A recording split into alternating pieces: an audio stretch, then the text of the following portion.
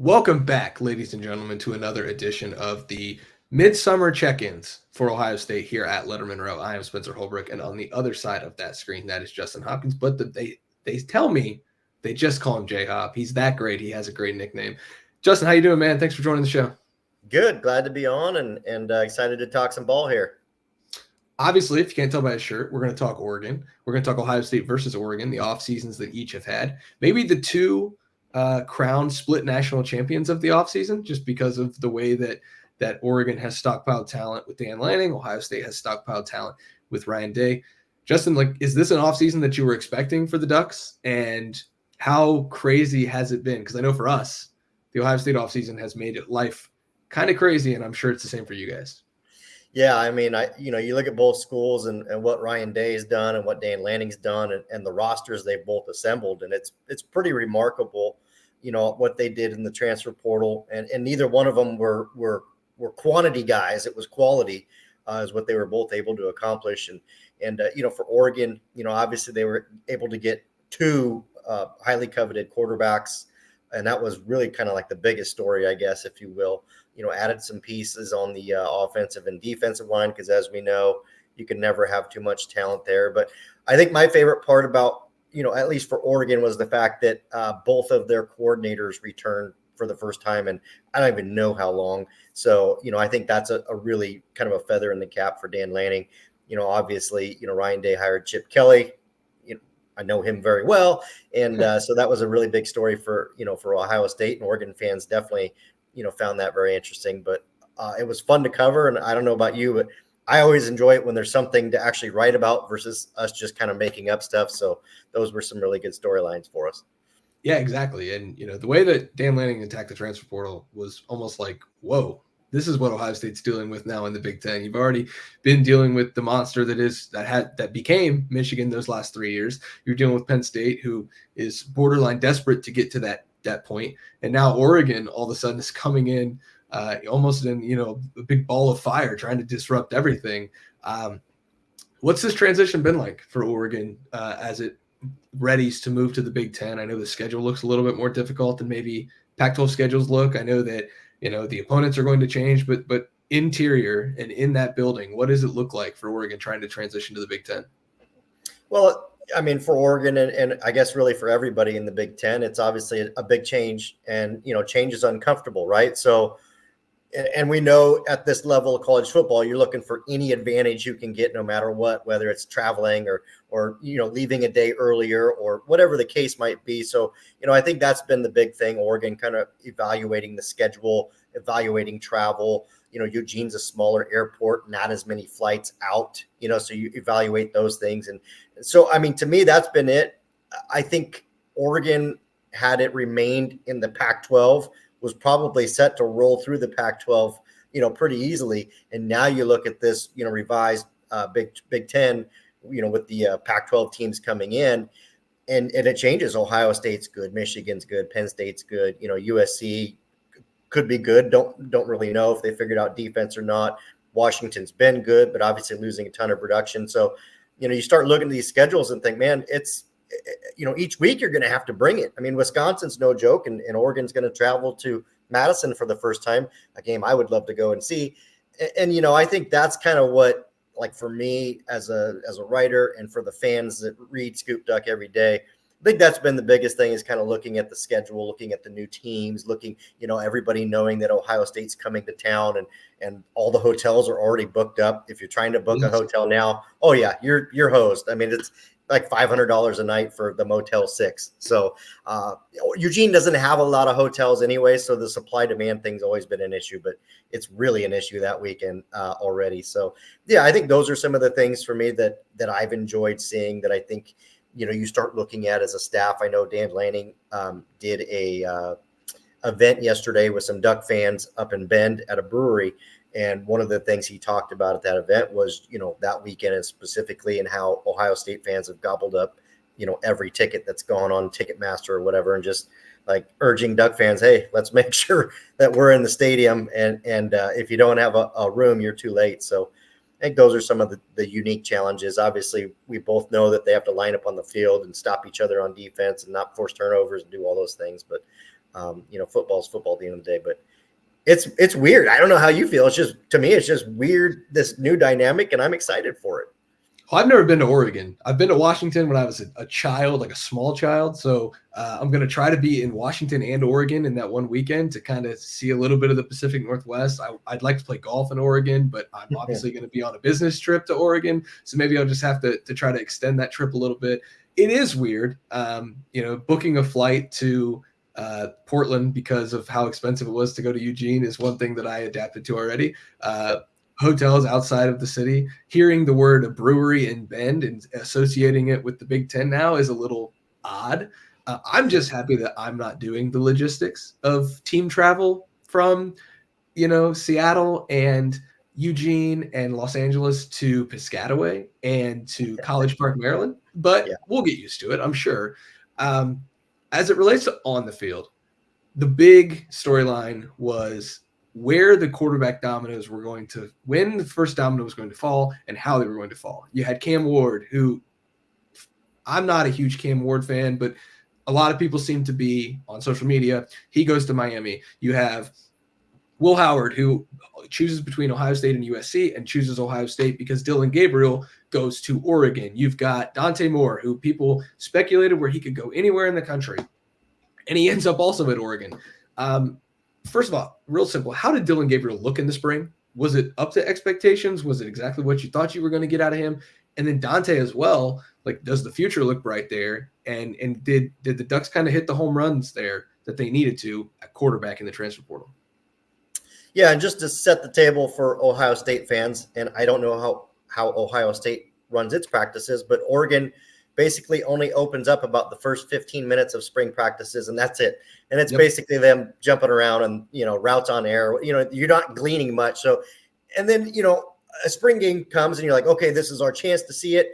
And it's like, all right, these guys are really running the same three plays. The defense knows what's coming. Like, how much are we going to take away from this? And what I kind of gleaned from that and heard from sources along the way is that, obviously Gabriel coming in, and it was just about getting him comfortable. It wasn't, throwing too much at him at once, letting him understand the terminology and the language and what they're trying to do. I thought he looked comfortable in the game. It didn't seem like he forced any bad throws. And I think that's what I'm looking for, because that's what made Bo Nix so good. Oregon fans are spoiled as hell because Bo Nix didn't make any mistakes, virtually any mistakes all year, was virtually never penalized. I mean, it was just like perfect football by most standards. You're like, man, that really sets the bar really high. So, if Dylan Gabriel can even just be 75% of that, he's obviously going to be a really good quarterback. The efficiency is going to be through the roof. The main thing for him, and I know that this is the same thing for Ohio State, just use the weapons around you, right? Turn around and hand off the ball, to the returning production that Oregon's got. I know Ohio State has it too, but there's receivers, too deep for Oregon that really you just got to get the ball out and let those guys do their thing. They return both tight ends that played 90% of the snaps last year at tight end. The offensive line only lost one piece. So I guess for me and for Gabriel, it's literally just, hey, don't force it, don't make mistakes, and let your offense work. And I think he showed that in the spring game. I think the biggest thing that surprised me is honestly how close I thought the gap was between Dylan Gabriel and Dante Moore. I thought Dante Moore was a bigger surprise in the fact that he looked really good, really comfortable. And I think what is keeping him from maybe passing up Dylan Gabriel is consistency, right? He just had a couple, missed time throws, a couple throws that weren't right. You could tell it just wasn't at the consistency that Dylan Gabriel was. And we both know you got to play at a consistent level, to be elite in this game. And so right now, I think if Dante Moore has that year behind Gabriel to sit and learn and just bring that consistency level up, I mean, the Ducks are set at quarterback for the next 2 years, at least it looks like. Yeah, it seems like the Ducks are all in a row, if you will. I'm sorry, I had to. All right, so let's talk defense, because everybody knows this Oregon offense. Like, if it's going to be the same thing, it's going to be a lot of screens, a lot of quick stuff. It's going to be get these guys in open space. You don't have Troy Franklin anymore, but, oh, hey, Evan Stewart's a pretty good one to bring in. And even the bottom of that depth chart, Ohio State fans know well, because even Jeremiah McClellan's on the roster, and Ohio State thought it had Jeremiah. So, like, this offense kind of seems plug and play. What's the Oregon defense look like in, I believe, year 3 under Dan Lanning? Yeah, great question. And that's been the real challenge if you're Lanning, because the first year under Lanning, the defense was not very good. It just wasn't. It ranked at the bottom third of any metric that mattered. And the secondary was bad. The line of scrimmage up front wasn't very stout. The linebackers were just a mess. They were often out of position, and the middle of the field was wide open for everyone. So year two, much improved. Okay, not where it needed to be, not elite, but much improved. You saw them really work the transfer portal last year, bringing in a lot of transfers specifically on defense, specifically in the secondary. And they really compounded that this year. Some of those guys left, but they were able to convince some of them to come back, like Jordan Birch. That was a big win for Lanning. Was it a portal win? No, but getting him to come back instead of going to the NFL was a really big win. Of course, they went and got Derek Harmon from Michigan State, which was a spring window addition, and definitely a very huge addition there, because I think they were okay at the interior of the defensive line, but that's where the most work was needed. Jeffrey Bassa and Justin Jacobs were basically the starting linebackers for the last 4 to 6 weeks last year. They got them both to come back. Both could have easily gone into the NFL. And then you added like Jabbar Muhammad and Kobe Savage at safety. Jabbar Muhammad's going to be a stud at corner. So they not only did they get some of that secondary to return, then they added even more pieces. So I would say that at all three levels, Oregon defensively is in great shape. They're too deep. They've got bona fide guys at all three levels, guys that'll be in the NFL next year, and they've got young talent behind them that will learn and grow. So it's kind of, I know Ohio State's doing this as well, but it's the Nick Saban Bama method. You go and get really good players and then put really good young players behind them. And then when those guys are gone, the next wave comes in, and you just kind of keep cycling through. And that, I think, is what has raised, Oregon's profile. Their depth chart, their roster is as good as it's ever been on a 3-deep basis. And I think so now you're kind of seeing that very foundation being laid. By no means do I compare this to a Nick Saban Bama championship team and what he did there. That was unreal. But it's certainly kind of the foundation of what he did there, and following that, blueprint, which Kirby Smart has done at Georgia. So it's exciting to see what the defense will do. And I guess at the end of the day, really, like, there's no excuses now. It's kind of like, oh, now it's up to coaching if you win and lose games. And, so that'll make it interesting. Yeah, that transfer portal class is crazy, because I consider it like a 2-year portal class. Like Justin Jacobs, Ohio State fans know him well. He's an Ohio native. You look at Derek Harmon. Ohio State hosted him on a visit in this winter, and then had a little bit of contact with him. He ends up out in Eugene. Mateo Uiagalelei, Ohio State thought that was a win, and now they're going to play against him. And then Jabbar Muhammad is a great player. Kobe Savage is a very good player. Like that. There's some real talent there. Let's transition here, because I want to start to talk a little bit about. Okay, so Ohio State fans know so much about Michigan. Ohio State fans know a lot about Penn State. Now you got this new kid on the block who's almost like another bully coming to the block to join all of these guys. Ohio State fans don't really know that much about Oregon. So, like, I'm not asking us to preview October 12th. But, like, if we are to peel back that curtain a little bit, when you compare Ohio State and Oregon, and you obviously know Oregon better than Ohio State, and I obviously know Ohio State better than Oregon, but when you look at these two, like, what do you see in this, and how do these two, like, stack up in the eyes of a duck? Yeah, I don't even know where to begin, because they're both really good teams. I think you look at darn near any ranking, and they're both in the top 5, or usually one's at 2 and one's at 3. And I think it's deserved on both counts. Ohio State's roster stacked. Oregon fans know Chip Kelly very well, of course, so they understand what the offense is more than likely going to look like, at least from that standpoint. The running backs that Ohio State has, everybody knows those guys are legit. It's going to be kind of as far as Will Howard can take them. And so, I think that, if you're just asking about the game, I fully expect ESPN College Game Day to show up that weekend. I expect, it's one of those games that there will be a lot of Ohio State fans in the stadium, and I think it's going to be just deafening as far as that goes. I think we're all in for a treat. One of those, maybe like last team with the football wins the game. It's going to come down to turnovers, as we both know. Does that rattle Ohio State being on the road, having not, played in Eugene? I don't think they've ever played in Eugene before, ever. No. So So there's that. You know what I mean? Just the unfamiliar. I know Ryan Day will have them ready, but you just wonder how those things will factor. It's a mid-October game. It really sets up for where these two teams are at in the college football playoff kind of making there and what they need to do that last month or so of football. So, yeah, you ask any Oregon fan, they have this game circled. They know that this is going to be an absolute slugfest. We're going to see two very talented defenses. We're going to see two very skilled offenses. Both teams have guys that are, NFL prospects on both sides of the ball. So, I won't sit here and be like, oh, yeah, Duck fans know they've got it licked.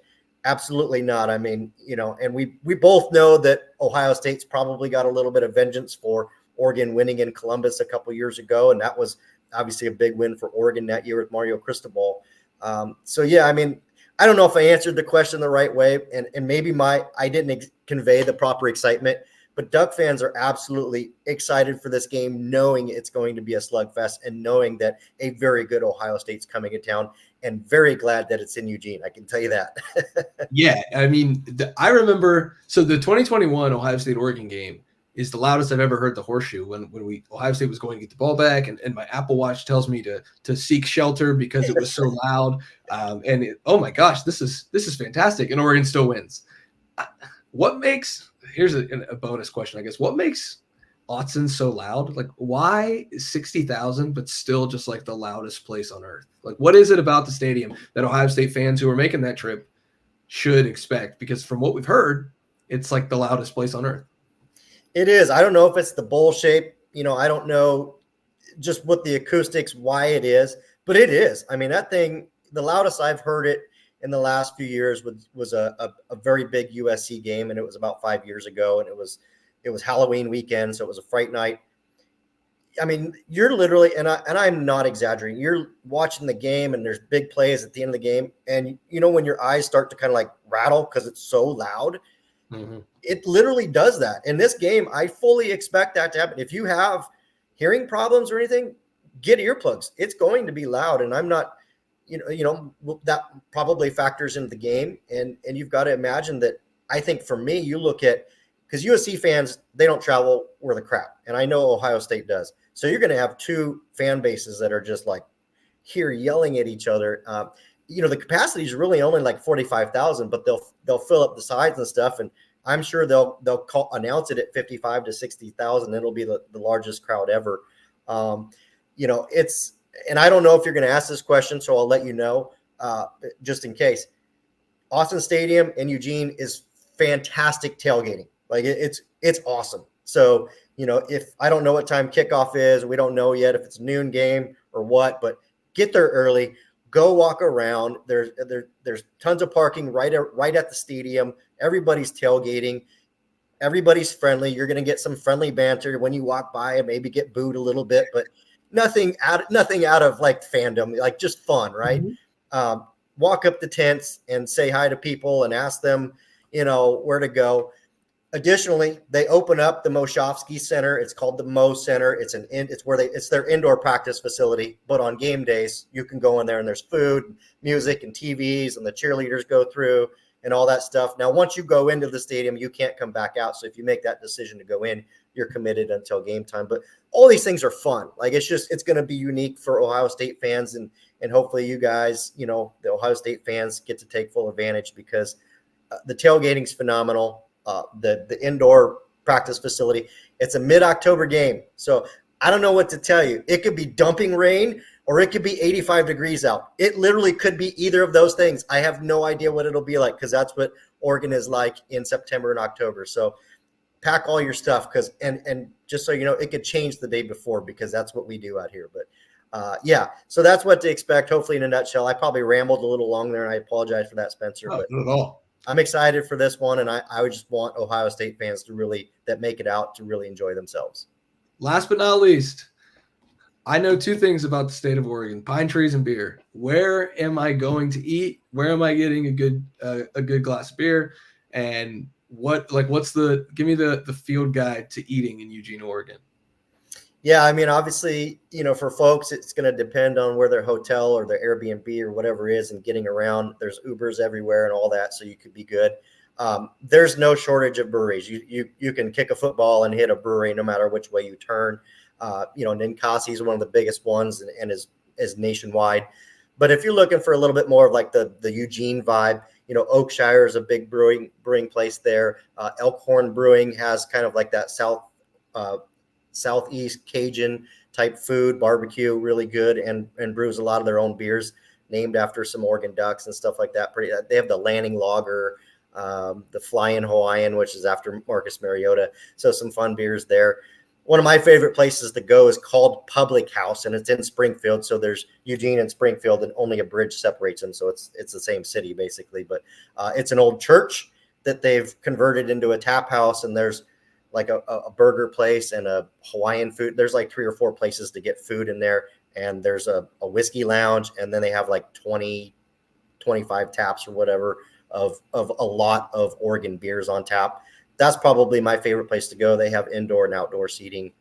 That's just a few. I could legit go on for a long time because there's a lot of great places to go. But if any Ohio State fans ever want to know, just ping me on Twitter, jhopkinssd. I will gladly make suggestions for anybody to have a good time. Ohio State fans are going to come to Oregon in droves. And I think Oregon, like you said, the Ducks know that, but Ohio State fans are different, man. And they're gonna be out in full force. Lettermen Row will be in Eugene for that game. I can't wait. Finally get to meet you in person. Maybe have a beer and talk about Buckeyes versus Ducks. We're gonna have to do this again, by the way, in August, and then probably again in October. I get to spend my birthday weekend in Eugene. It's gonna be a fantastic time, and we're already previewing it at Lettermen Row. Justin, thanks, man. This was fantastic. Thanks for previewing Ohio State, Oregon, and giving us a little bit of a peek behind the curtain of what the Ducks are up to this offseason. No problem, man. Look forward to doing it again and looking forward to the game for sure. Thank you, Justin, for joining us. Thanks, Ohio State fans, for tuning in to the latest Lettermen Row Midsummer Report on the opponents. We'll see you guys back here tomorrow for another one of these.